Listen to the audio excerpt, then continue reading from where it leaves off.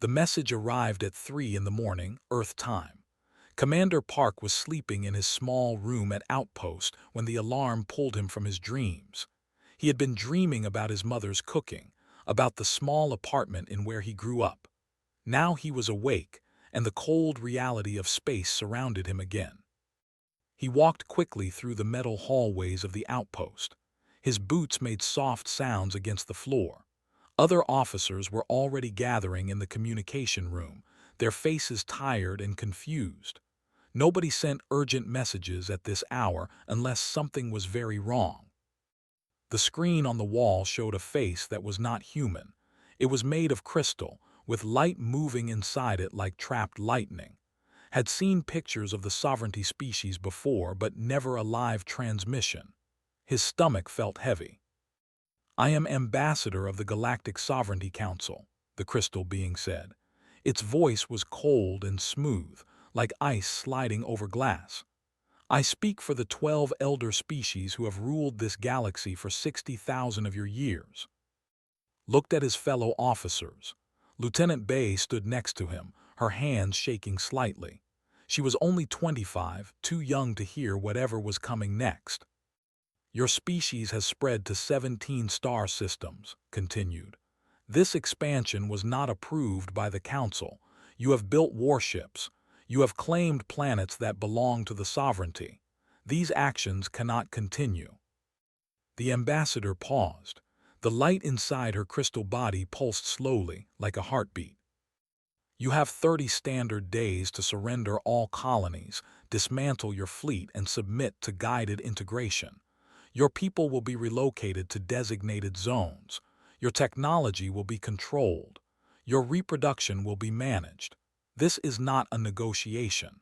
This is your only path to survival." Felt his mouth go dry. Guided integration.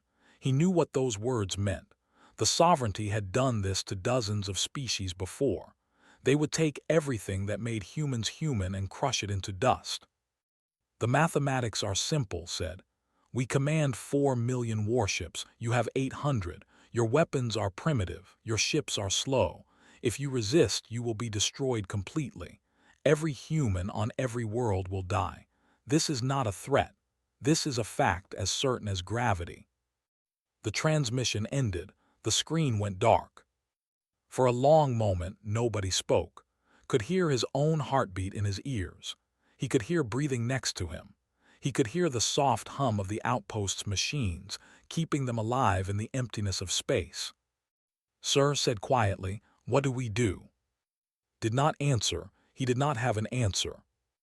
The news spread faster than light. Somehow it always did. Within hours, every human colony knew about the ultimatum. Within days, Earth itself was buzzing with fear and confusion. Admiral called an emergency meeting at the United Earth Defense Force headquarters in Geneva. She was a small woman with gray hair and sharp eyes. She had commanded ships for 40 years. She had fought pirates, rebels, and border conflicts, but she had never faced anything like this. The conference room was full of admirals, generals, and government leaders. Screens covered every wall, showing maps and numbers and projections. None of the numbers were good. "Our analysts have run every simulation," said General Han, a tall man with a tired face. "Every scenario ends the same way. If we fight, we lose. If we run, they chase us. If we hide, they find us." He pressed a button. The main screen showed a timeline. Best case projection: humanity survives for 6 months. Worst case: 3 weeks. There is no simulation where we win. The room was silent. Looked at the faces around her. She saw fear. She saw despair. She saw people already giving up. "So we surrender?" asked Minister, the civilian leader of the Defense Council. Her voice was barely a whisper. "Surrender means slavery," said. "Surrender means the end of everything we are." "And fighting means death," replied. "At least if we surrender, some humans survive." "Do they?" asked. "The sovereignty has integrated 37 species. Do you know how many of them still exist as they were? None. 0. Integration means they change your genes, your minds, your culture. They make you into something useful to them, something obedient. She stood up and walked to the window. Outside, she could see the mountains in the distance. Somewhere beyond those mountains was the place where her grandparents had raised pigs and grown rice. Humans had lived on this planet for hundreds of thousands of years. They had survived ice ages and plagues and wars.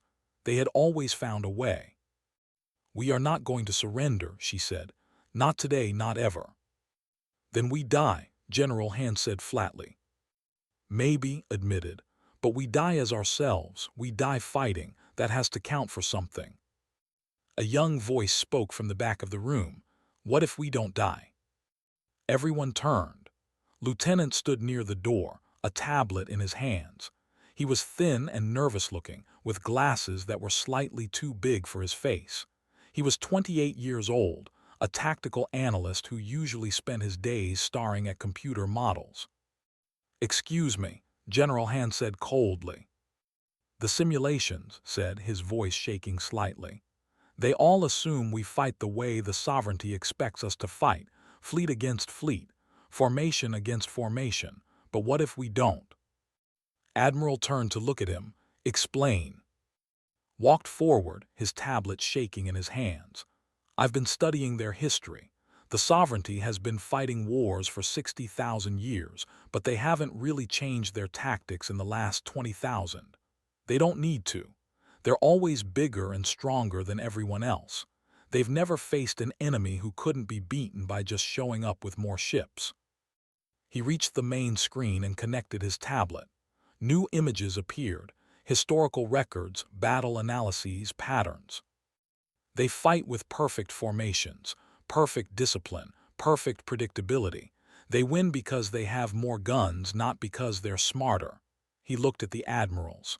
"We can't beat them with more guns, but what if we beat them by being unpredictable, by fighting in ways they've never seen?" General Han shook his head. "You're talking about tricks. Tricks don't win wars."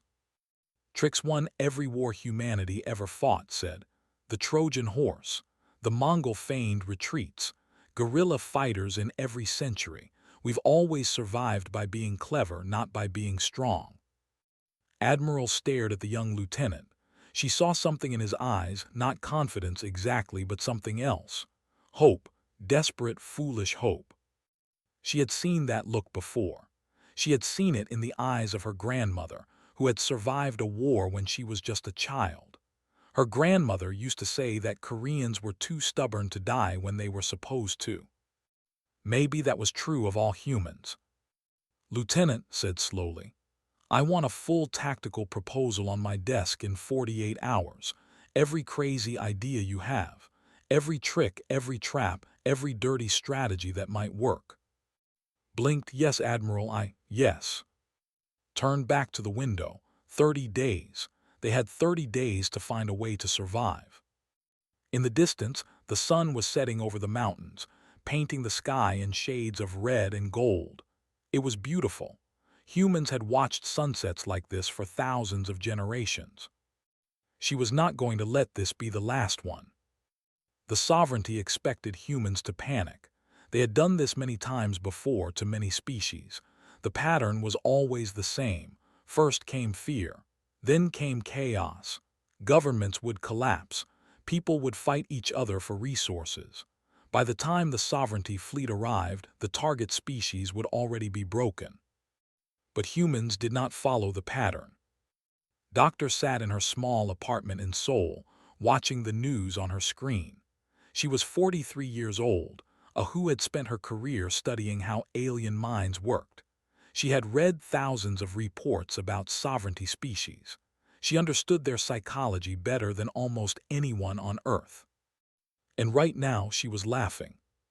Her neighbor knocked on her door, worried about the strange sounds. Opened the door with tears running down her face, still laughing so hard she could barely breathe. "Are you okay?" the neighbor asked. "The news is so terrible, I thought you might be crying." "I am crying," said, "but not because I'm sad. I'm laughing because they made a mistake. A huge, wonderful, beautiful mistake." The neighbor looked confused. "What mistake?" Wiped her eyes. They studied us. They counted our ships and measured our weapons, but they didn't understand what we are. They don't know what humans do when someone tells us we can't win. She grabbed her phone and called a number she had never expected to use, a direct line to the Defense Force headquarters. It took her 3 hours and 17 different officials, but finally she reached Admiral. "Admiral," she said, "I need to tell you something important. The Sovereignty has made a critical error. They think we'll behave like every other species they've conquered, but we won't. We can't. It's not in our nature." On the other end of the line listened carefully. "Explain." "Every species the Sovereignty has faced has been rational," said. "They calculate their chances, they see they can't win, and they surrender. It makes logical sense, but humans aren't rational, not when we're backed into a corner. When someone tells us something is impossible, we don't give up. We get angry. We get stubborn. We laugh at the odds and fight anyway." Was quiet for a moment. "You think our irrationality is a weapon?" "I think it's the only weapon that matters," replied. "The Sovereignty doesn't know how to fight an enemy who won't accept defeat. They've never had to." The news of the ultimatum had been public for 5 days now. The Sovereignty was watching human communications, expecting to see the collapse beginning. Instead, they saw something that confused them deeply. On the colony world of Nu, soldiers painted their ships with strange images and words. One ship had a cartoon cat giving a rude gesture. Another had the words "come and take them" written in bright red. A third simply said no. General Menu stood before his troops in the main hangar. He was 60 years old, with a face and hands that had seen too many battles. He had lost friends in the border wars. He had buried soldiers who were like sons to him. He knew what war really meant. "I'm not going to lie to you," he said, his voice rough. "The numbers are bad, really bad. They have 4 million ships. We have less than 1,000. By any reasonable calculation, we should surrender." The soldiers were silent. Many of them were young, barely out of training. They had never faced a real enemy before. "But let me tell you something about our people," Menu continued. 2,000 years ago, our ancestors lived in a small country surrounded by bigger, stronger enemies. Everyone said they would be conquered. They weren't. 1,000 years ago, they faced invasion after invasion. Everyone said they would be destroyed. They survived. He began to pace slowly in front of them. 500 years ago, they fought a navy many times larger than their own. They should have lost. They didn't. They built turtle ships and used the tides and currents against their enemies. They won because they refused to accept that winning was impossible. He stopped and looked directly at his soldiers. 70 years ago, my grandmother was a little girl in a village during a terrible war. Enemy soldiers came. Everyone said the village would be destroyed, but the villagers fought back with farming tools and kitchen knives. They held out until help arrived. My grandmother lived. I exist because ordinary people refuse to give up." Minu smiled, a hard and dangerous smile. "The galaxy thinks we're weak because our ships are small and our weapons are simple. They don't understand that we're the species that crossed oceans in wooden boats. We walked into frozen wastelands and said, 'I can live here.' We climbed mountains just to see what was on the other side. We're too stubborn to know when we're beaten." A young soldier raised her hand. "Sir, what if we still lose?" "Then we lose," Minu said simply. "But we lose fighting. We lose making them pay for every inch of space they take. We lose in a way that makes them remember us for 1,000 years. That's worth something. That's worth everything." The official response to the Sovereignty ultimatum was crafted by a committee of leaders from all 17 human colonies. They argued for days about what to say. Some wanted to negotiate. Some wanted to ask for more time. Some wanted to write a long explanation of why the ultimatum was unfair. In the end, a young communications officer named Iam suggested something simpler. "Why don't we just say what we're all thinking?" she asked. The final message was sent on day 15. It contained a single word in every human language: broadcast on every frequency the sovereignty was monitoring. No. Ambassador received the message in her crystalline chamber. She read it several times, certain there must be more. There was not. This is their response, she asked her assistant. Just no. Yes, Ambassador, that is the complete message. Did not understand. No species had ever responded this way. They always begged for mercy or tried to negotiate or asked for explanations. They did not simply refuse. Run analysis on their communications, she ordered. They must be planning something. Perhaps they're building perhaps they have secret allies. Her analysts worked for days. They found no secret allies. What they found was even more confusing. They found jokes. Humans were making jokes about the ultimatum. They were creating funny images and sharing them with each other. They were writing songs about the sovereignty that were rude and disrespectful. A popular entertainment show had a comedy sketch where actors pretended to be sovereignty ambassadors who couldn't understand why humans kept laughing at them. One of the analysts, a young being who had studied human culture, tried to explain. They use humor as a defense mechanism, he said. When they're afraid, they laugh. It helps them cope with fear. That's insane, said. Yes, the analyst agreed. But it seems to work. Their morale is actually increasing. The more we threaten them, the more defiant they become. Stared at the data on her screen. For the first time in her long life, she felt something she did not recognize. Later, she would realize it was uncertainty. On Earth, in a small inn, Doctor met with Lieutenant. They had been put in contact by Admiral, who thought they might work well together. Ordered coffee, ordered tea. They looked at each other across the small table. So, said, you're the one who thinks we can win with tricks. I think we can survive with tricks, corrected.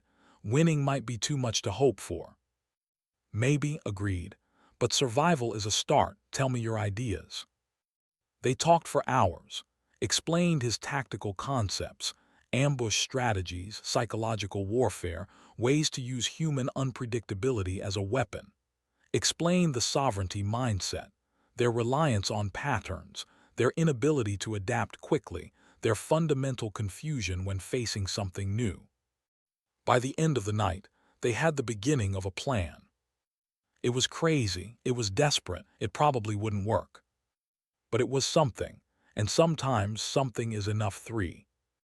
The Sovereignty fleet arrived at Prime on day 32, 2 days after the human deadline had passed. 200,000 warships dropped out of faster-than-light travel in perfect formation, their weapons already charged, their shields already raised. It was the largest fleet ever sent against a single colony. Fleet commander, a massive being covered in thick armor plates, looked at the tactical display with satisfaction. The human colony had a population of 3 million. They had 47 ships to defend it. Most of those ships were converted cargo haulers, not even proper warships. This will be quick, said to his officers. We will destroy their fleet, then begin orbital bombardment of the cities. Leave enough survivors to serve as a warning to other human colonies. His officers agreed. They had done this many times before. It was almost boring. Captain Shin stood on the bridge of her ship, looking at the same tactical display from the other side. She was 35 years old, with short black hair and calm eyes that had seen too much death already. She had lost her brother in the border wars. She had promised herself she would never lose anyone again. That promise was about to be tested. Captain, her tactical officer said, his voice tight with fear, they outnumber us 4,000 to 1. I know, replied, isn't it wonderful? Her crew looked at her like she had lost her mind. Maybe she had, but crazy plans required crazy people to execute them. They're in perfect formation, she observed, studying the enemy positions. Look at that spacing. Every ship exactly where it should be. Perfect rows, perfect columns, perfect predictability. She smiled. They're flying by a textbook that's 20,000 years old. They think this is going to be a battle. They don't realize it's going to be a lesson. The its 46 companion ships began to move, but instead of forming a defensive line or charging toward the enemy, they scattered. They flew in random directions, diving toward the asteroid field that surrounded the colony's outer system. Commander watched the human ships disappear into the rocks and debris. He made a sound that was his species' equivalent of a laugh. They're running already. Cowards. Send pursuit squadrons into the asteroid field. Flush them out. 10,000 sovereignty ships broke formation and flew into the field. They were confident. Their sensors were advanced. Their weapons were powerful. How hard could it be to find 47 primitive vessels? The asteroids began to move. Engineer O had spent 3 months preparing for this moment. He was a small man with tired eyes and oil-stained hands. He had never been a soldier. Before the war, he had designed mining equipment. Now he designed something else. Deep inside a hollowed-out asteroid, sat at a control panel watching hundreds of screens. Each screen showed a different rock, a different engine, a different target. 3 months of work, he muttered to himself. 3 months of hiding engines in rocks and connecting them to simple AI programs. 3 months of people telling me it wouldn't work. He pressed a button. Across the asteroid field, thousands of rocks came alive. Small engines fired, pushing them toward the sovereignty ships. The rocks weren't fast, not at first, but they kept accelerating, and they were very, very big. The sovereignty ships had shields designed to stop energy weapons. They had armor designed to deflect missiles. They were not designed to stop a mountain. The first impacts were catastrophic. Sovereignty warships crumpled like paper as asteroids slammed into them at speeds that turned stone into something more powerful than any bomb. Explosions lit up the field like a second sun. "What is happening?" demanded, his calm finally cracking. "Those are rocks. They're attacking us with rocks." "Commander, the asteroids have engines," an officer reported, his voice high with panic. "They've turned the entire field into a weapon. We're taking massive casualties. We've lost 8,000 ships already." 8,000 in how long? 12 minutes, Commander. Stared at his screen in disbelief. This wasn't possible. This wasn't how wars worked. You didn't fight wars with rocks. You didn't lose 8,000 ships to an enemy with 47.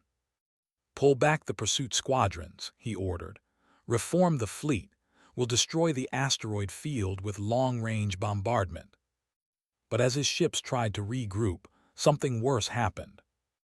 The human ships emerged from the debris behind the sovereignty fleet, not in front where they were expected, behind where no enemy should be. Pilot Nam was 22 years old, the youngest pilot in the defense force.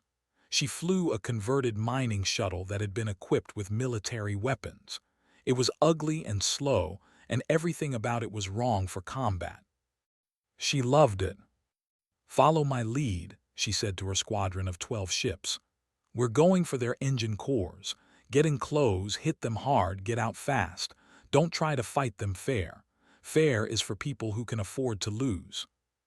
Her squadron dove into the sovereignty formation from an angle that should have been impossible. The enemy ships were designed to fight enemies in front of them. Their weapons and sensors were all forward-facing. They had never needed to watch their backs. Squadron moved through the gaps in the formation like water through rocks. They fired at engine cores and communication arrays, disabling ships rather than destroying them. A disabled ship was actually more useful than a destroyed one. It blocked firing lanes, confused sensors, and required other ships to protect it or abandon it. "They can't turn fast enough," reported, her voice tight with excitement. "They're not even trying to intercept us. They don't know how." Commander watched his tactical display dissolve into chaos. His ships were designed to fight in formation, to support each other, to present a unified wall of firepower. But the humans weren't attacking the wall. They were flowing around it, through it, behind it. Reform lines, he ordered, close the gaps. But every time his ships closed one gap, the humans found another. They were everywhere and nowhere, appearing and disappearing like ghosts. His officers couldn't track them. His weapons couldn't target them. His entire doctrine was useless. On the colony below, 3 million humans watched the battle on their screens. They had been prepared to die. They had said goodbye to their families. They had written final letters and recorded final messages. Now they watched as the impossible happened. "They're winning," someone whispered. "How are they winning?" They weren't winning, not exactly. They were surviving. And every hour they survived, the sovereignty's losses grew larger and their confusion grew deeper. After 72 hours, Commander made a decision that no sovereignty fleet commander had made in 10,000 years. He ordered a retreat. 90,000 sovereignty ships had been destroyed or disabled. The humans had lost 11 vessels, all of them crew evacuated before destruction, all of them volunteers who had known what they were signing up for. Captain Shin watched the enemy fleet disappear into faster-than-light travel. She was exhausted. Her hands were shaking. She had not slept in 3 days. But she was smiling. "Send a message to Earth," she said. "Tell Admiral that the first lesson has been taught. The galaxy just learned that numbers aren't everything." Her communications officer looked up at her. "What else should I say, Captain?" Thought about it for a moment. Then she laughed, a real laugh, full of relief and joy and something like madness. "Tell them we're just getting started." On the Sovereignty, Ambassador received the news of the defeat. She read the report 3 times, certain there must be an error. There was no error. 90,000 ships lost, to a species with 47 vessels and no proper military training, to creatures who had been traveling between stars for less than 300 years. "How?" she asked the empty room. "How is this possible?" No one answered. For the first time in 60,000 years, the Sovereignty did not have an answer. And in the darkness between stars, humanity was laughing again. The Sovereignty Council chamber was ancient. It had stood for 50,000 years, a great dome of black stone and crystal light, where the 12 elder species had gathered to rule the galaxy. In all that time, the chamber had never heard the sounds it heard now. The species were arguing. Ambassador stood at the center of the chamber, her crystalline body flickering with agitation. Around her, representatives of the 11 other council species shouted and accused and blamed. "This disaster is your fault," roared the representative, his armored form shaking with rage. "You said the humans would surrender. You said they were primitive." "They are primitive," insisted. "Their technology is inferior to ours in every measurable way." "Then explain 90,000 destroyed ships," another voice called out. "Explain how a fleet that should have taken an afternoon needed 3 days and still retreated in defeat." Observer, a tall and thin being with silver skin, raised his hand for silence. He was the oldest member of the council, from a species known for their wisdom and patience. The others slowly quieted to hear him speak. "We made an error," said calmly, "not in measuring their weapons or counting their ships. Our error was deeper. We measured what the humans have. We did not understand what they are." "What does that mean?" demanded. "It means they are different from any species we have faced before. They do not think like us. They do not fight like us. They do not accept reality the way we do." Paused. "When we told them they could not win, we expected them to believe us. Instead, they decided to prove us wrong." "That's irrational," the representative said. "Yes," agreed, "and their irrationality is killing us." The council argued for 3 more days. Some demanded a larger fleet be sent, 1,000,000 ships, or 2,000,000, enough to simply drown the humans in debris. Others pointed out that the humans had already proven they didn't need numbers to win. 1,000,000 ships would just mean more targets for their tricks. Still others whispered about negotiation. Perhaps the humans could be given some of what they wanted. Perhaps they could become a junior partner in the sovereignty instead of slaves. It would be humiliating, but humiliation was better than more defeats. Nobody could agree on anything. Meanwhile, Admiral was not waiting for the enemy to decide what to do. The sovereignty's greatest strength is also their weakness, she explained to her commanders in a secure meeting room on Earth. They've controlled the galaxy for so long because every species fears them, but fear only works if everyone stays afraid. What happens if they don't? She pulled up a display showing the map of sovereignty space. 12 core species marked in red, but surrounding them dozens of other colors: the conquered species, the integrated civilizations, the slaves who served because they had no choice. This she said, pointing to a region of purple. They were conquered 8,000 years ago. Before that, they were warriors. They fought the sovereignty for 200 years before they lost. The sovereignty broke their spirit, took their weapons, and turned them into farmers and workers. You want to contact them? General Minu asked. I want to remind them who they used to be. Lieutenant led the mission himself. He took a small ship with a crew of 5, traveling through empty space to avoid sovereignty patrols. It took them 3 weeks to reach territory. It was gray and sad. The cities were functional but lifeless. The people moved through their days with their heads down, doing their work, obeying their masters. They had forgotten how to look up at the stars and dream. Landed his ship in a field outside the capital city. Within hours, security forces had surrounded him. They were nervous. Humans were not supposed to be here. Nobody was supposed to be here without sovereignty permission. I want to speak to your leaders, said calmly. I have a message for them. The guards didn't know what to do. Their training told them to arrest the human and report him to their sovereignty supervisors. But something in his eyes made them hesitate. He wasn't afraid. He should be afraid. Everyone was afraid. Why wasn't he afraid? They took him to a council of elders. The elders were old and tired, their gray skin wrinkled and their eyes dull. They had spent their whole lives under sovereignty rule. They had never known anything else. You are human, the eldest of them said. The species that refused the ultimatum. The species that destroyed 90,000 ships with tricks and rocks. Yes, said, and I'm here to ask you a question. What question? Do you want to be free? The elders looked at each other. One of them laughed bitterly. Free. The sovereignty has 4 million ships. They would destroy us. They said the same thing about us, replied. They said we couldn't win. They said we couldn't even fight. They were wrong. He stood up and walked to the window. Outside, the gray city stretched to the horizon. Gray buildings, gray streets, gray people living gray lives. 8,000 years ago, your ancestors fought the sovereignty for 200 years. They knew they couldn't win. They fought anyway. Why did they do that? The eldest was quiet for a long moment. When he spoke, his voice was different, harder, older, like something waking up from a long sleep. Because some things are worth fighting for even if you lose. Yes, said, your ancestors understood that, do you?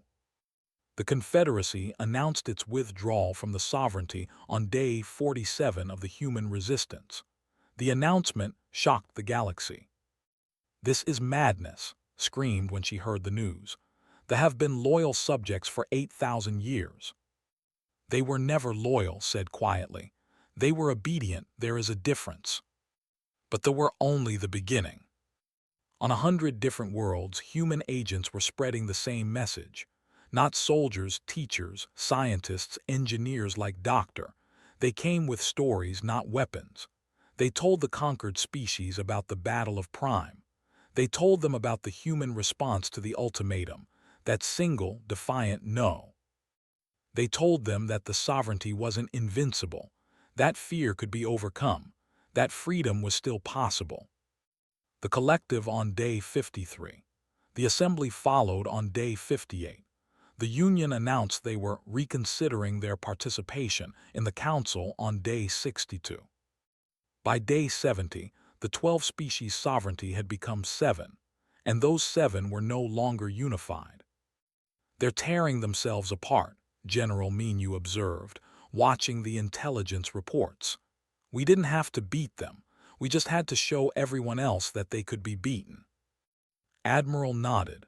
She was standing at the window of her office, looking out at the city of Geneva. It was night, and the lights of the city glittered like stars. "Fear is a weapon," she said. "The sovereignty used it to control the galaxy for 60,000 years, but fear cuts both ways. Once people stop being afraid of you, all that fear turns into something else." "What?" "Anger. They've been slaves for thousands of years. They have a lot of anger saved up." On the sovereignty, things were falling apart. The remaining council species had started fighting each other. Old grudges, buried for, were coming to the surface. Without the unity of conquest, without the shared purpose of domination, they had nothing to hold them together. They wanted to send another fleet against the humans. The crystalline species wanted to negotiate. The amphibious wanted to focus on suppressing the rebellions. Everyone had a different plan, and nobody was willing to follow anyone else's lead. Captain Shin watched the chaos from her ship, now stationed at the edge of sovereignty space. She had been promoted to Commodore after the victory at Prime, given command of a small fleet of fast attack ships. "It's almost sad," her first officer said. "They've ruled the galaxy for 60,000 years, and they're going to destroy themselves in a few months." "Don't feel too sad," replied. "They've enslaved trillions of people. They've destroyed entire civilizations. Whatever happens to them, they earned it." She turned away from the display. There was still work to do.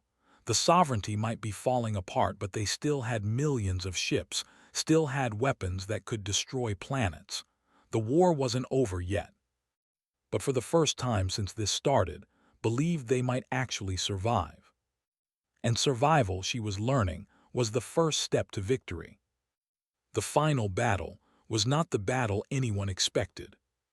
Commander Park brought his fleet to the edge of the sovereignty capital system on day 93 of the human resistance.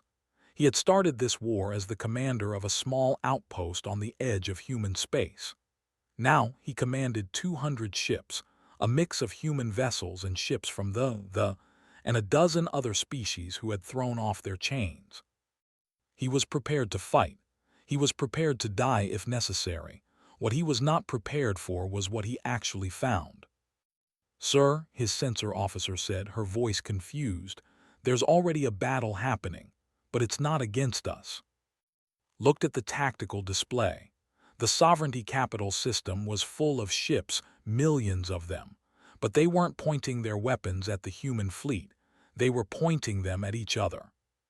They're fighting themselves, he realized. 3 of the remaining council species had finally decided that they could rule the galaxy better than the others. They had moved their fleets to the capital system and started what they thought would be a quick war for control. Instead, they had created chaos. Ships exploded in bright flashes across the display. Communications channels were full of accusations and demands and threats. The perfect formations that had once terrified the galaxy were now tearing each other apart. "What do we do?" First Officer asked. Doctor stood beside on the bridge. She had insisted on coming, even though she was a scientist, not a soldier. She said she needed to see how this ended. "We wait," she said. "Let them finish destroying each other, then we pick up the pieces." They waited for 3 days. The battle in the capital system burned itself out, leaving wreckage and debris and broken dreams. When it was over, the sovereignty was no longer the sovereignty. It was just a collection of wounded species, surrounded by enemies who had once been slaves. Ambassador requested a meeting. Admiral flew to the capital system herself. She was accompanied by Captain Shin, lieutenant, now promoted to captain, and representatives from the newly freed species. They met Ambassador on a neutral station, a trading post that had somehow survived the destruction. Looked different now. Her crystalline body was cracked in several places, and the light inside her moved slowly, weakly. She was not dying, but something in her had been broken. "You've won," said. Her voice was flat, empty of the cold confidence it had once held. "The sovereignty is finished. Our fleets are destroyed. Our allies have abandoned us. Our own species are at war with each other." She looked at Admiral. "I came here to negotiate our surrender." Was quiet for a moment. She had spent months preparing for this war, preparing for the possibility of death and defeat. She had not prepared for this, for standing before the representative of a 60,000-year empire and hearing her admit defeat. "We don't want your surrender," said finally. Slight flickered with confusion. "What?" "We didn't fight this war to conquer you. We didn't fight to rule the galaxy. We fought because you gave us no other choice," stepped forward. "We just wanted to be left alone, to live our lives, raise our children, explore the stars. That's all we ever wanted." "Then what do you want now?" Captain spoke up. "We want neighbors, equals, maybe someday friends, but we'll settle for peace." Stared at them. In all her long life she had never understood mercy. The sovereignty had not been built on mercy. It had been built on strength and fear and absolute control. "You could destroy us," she said slowly. "You could take our worlds, our technology, our people. You have the power now." "We could," agreed, "but that would make us no different from you, and we refuse to become what we hate." The treaty was signed 3 weeks later. It wasn't a surrender, it was a beginning. The old sovereignty was gone, but something new would rise in its place. The freed species would govern themselves. Trade routes would open. Knowledge would be shared instead of hoarded. It wouldn't be easy. 60,000 years of domination had left deep wounds. Some species wanted revenge. Some wanted isolation. Some wanted to become the new sovereignty, to replace one empire with another. But the humans kept telling them the same thing they had told themselves at the beginning. No. No to revenge. No to isolation. No to becoming the thing they had fought against. The galaxy was going to change, but it was going to change for the better, or at least they were going to try. 5 years later, Commander Park retired from the military. He was tired of war, tired of politics, tired of being a hero. He just wanted to go home. He settled in a small town on the coast of Korea, not far from where his grandparents had grown up. He bought a small house with a view of the ocean. He planted a garden. He learned to cook. One evening he was sitting on his porch, watching the sunset, when a ship landed in the field behind his house. He wasn't surprised. People came to visit him sometimes, politicians who wanted his endorsement, reporters who wanted interviews, young officers who wanted advice. But the person who stepped out of the ship wasn't any of those things. It was Doctor, older now, her hair starting to turn gray. She was carrying a bottle of wine and 2 glasses. "I hope I'm not interrupting," she said. "You're never interrupting," replied. "Sit down." They sat together on the porch, drinking wine and watching the sun sink into the ocean. They didn't talk about the war or the treaty or the new galactic order. They talked about small things, the weather, the garden, a funny thing that had happened at the market. Finally, as the stars began to appear in the darkening sky, asked the question that had been on her mind for years. "Do you ever wonder what would have happened if we had surrendered?" Thought about it. He thought about the ultimatum, the 30 days of fear and preparation, the decision to say no when every rational calculation said they should say yes. "Sometimes," he admitted. "But then I remember something my grandmother used to say. She survived a war when she was young, lost everything, rebuilt her life from nothing. She used to tell me that the worst thing that can happen to a person isn't death, it's losing yourself." He took a sip of wine. "If we had surrendered, we might have survived, but we wouldn't have been us anymore. We wouldn't have been human." Nodded, she understood. On the other side of the galaxy, Captain, now Admiral, was meeting with representatives of 20 different species. They were forming a new alliance, not based on fear or domination, but on mutual respect and shared goals. The old way of doing things is over, he told them. For 60,000 years, the strong have ruled the weak, but that's not how the universe has to work. We can build something different, something better. How do you know? A representative asked. How do you know it won't just collapse into chaos? Smiled.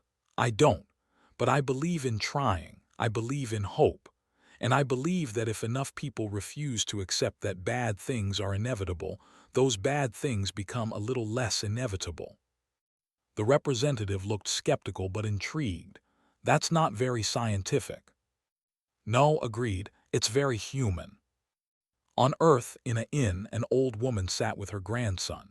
She was 93 years old now, her face lined with age but her eyes still sharp. She had lived through more history than most people could imagine. Her grandson was 20, a student at the university. He was studying xenobiology, dreaming of traveling to other worlds, meeting other species, learning about the vast and wonderful universe that humanity had become part of. Grandmother, he said, tell me about the war again. She smiled. She had told this story many times, but he never got tired of hearing it. They told us we couldn't win, she said. They showed us the numbers, the calculations, the certainties. They said surrender was our only option. And what did we do? We laughed, we said no, and then we showed them what humans are made of. The grandson nodded. He knew the story by heart, but hearing it from someone who had lived through it was different. It made it real. Do you think it could happen again? He asked. Do you think someone else might try to conquer us? The old woman looked out the window at the city beyond, a city full of life and noise and stubborn, wonderful, impossible human beings. Maybe, she said.